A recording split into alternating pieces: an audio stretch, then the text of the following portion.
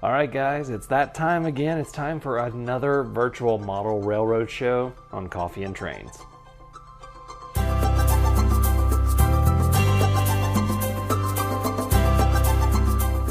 Welcome, everybody, to another edition of Coffee and Trains. Before we begin, I am drinking Green Mountain Coffee Roasters Dark Magic, and as always, black with 2 sugars.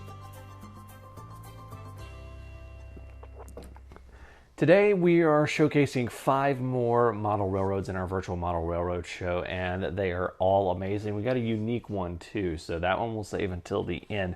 But we're going to start off with Mike Busey. Let's check this one out. Mike's railroad is an N-scale railroad, and it is the Pacific Rail and Transportation, or PAC-RAT for short. The line is a figure 8 for just running trains with a branch line. For operations, it is run as a point-to-point. The south end of the line interchanges with the BNSF, while the north end dead ends at what is called Pioneer Lumber. Technically, it ends at what's called Mills Siding, which is just short of Pioneer Lumber. It incorporates 2 very long tunnels and boasts 7 bridges and 7 industries, plus the interchange yard. Thank you, Mike, for sending that in and letting us check that out. Up next, we have Ed Audits Model Railroad. Now, Ed sent us a bunch of stills and some video of his model railroad, and it's called the SP&CE. Now, he also told me that it comes straight from an Atlas track plan book. You know that book that we all had? This is one of those plans, and he says it's the last one in the book. So we can probably figure out which one it is, and we know which one he's talking about. So very, very cool. Check out these shots. They're absolutely amazing. I love the work here. Thank you, Ed, for sending that in. Next up, we have a railroad from Ethan. It is an N-scale 4x8 layout. Let's check it out.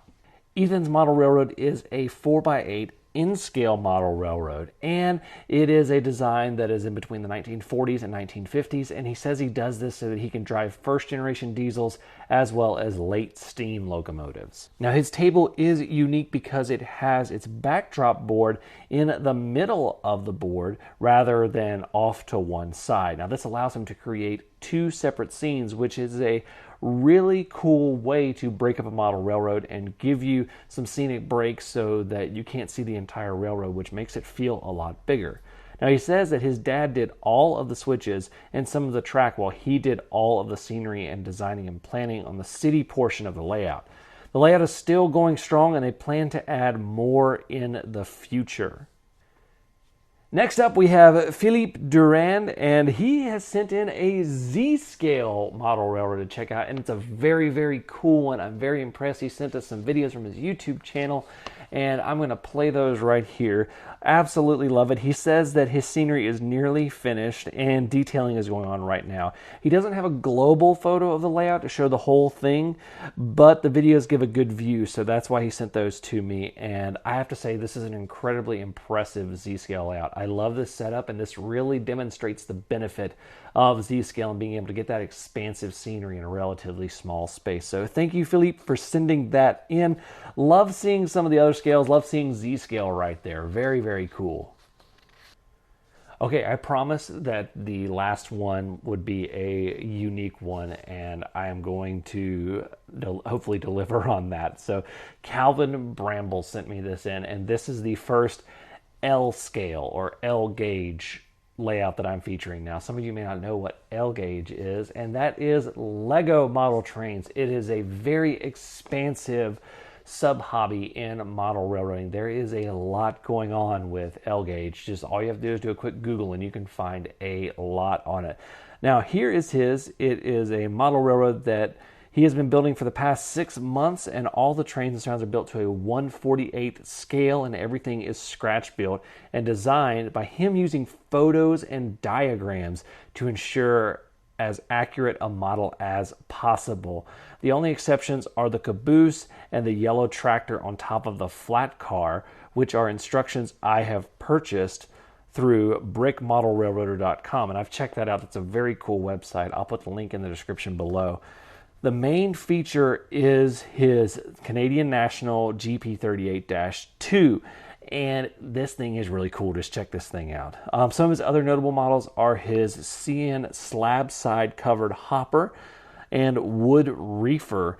This model railroad takes about a 30 by 55 inch space, since he doesn't have a lot of room and he's having to make a lot of compromises, but that's just the nature of model railroading. It's kind of one of the fun parts, is figuring out how to get everything you want in a certain space. So still very, very cool.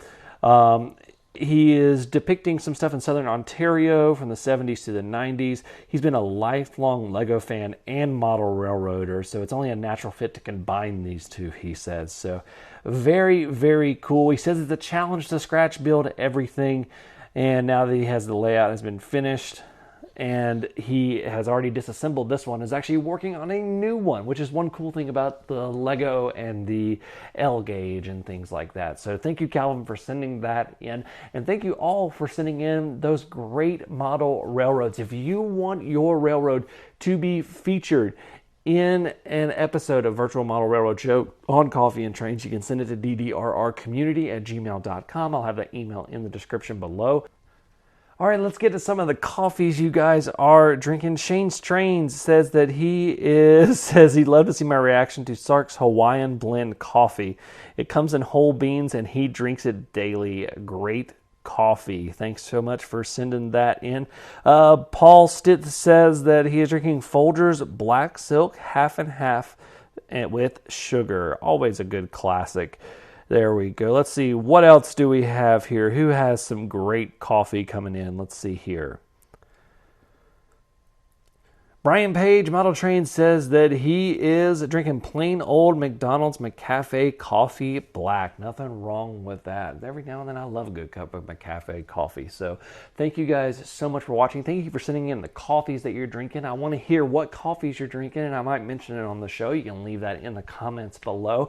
So thank you guys so much for watching. I want to say a big thank you to all of my patrons. They are listed right here. You can become a patron for as little as $1 a month. It's a really fun community to be a part of. You get to be a part of some inner conversations within what's going to be coming up next on the channel. You also get to see some behind the scenes stuff. So thank you guys so much for watching.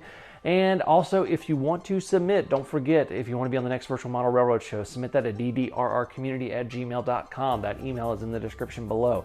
Thank you guys so much for watching. Until next time, I'm Jimmy from the DIY and Digital. Stay safe, be kind, drink some coffee, and happy railroading.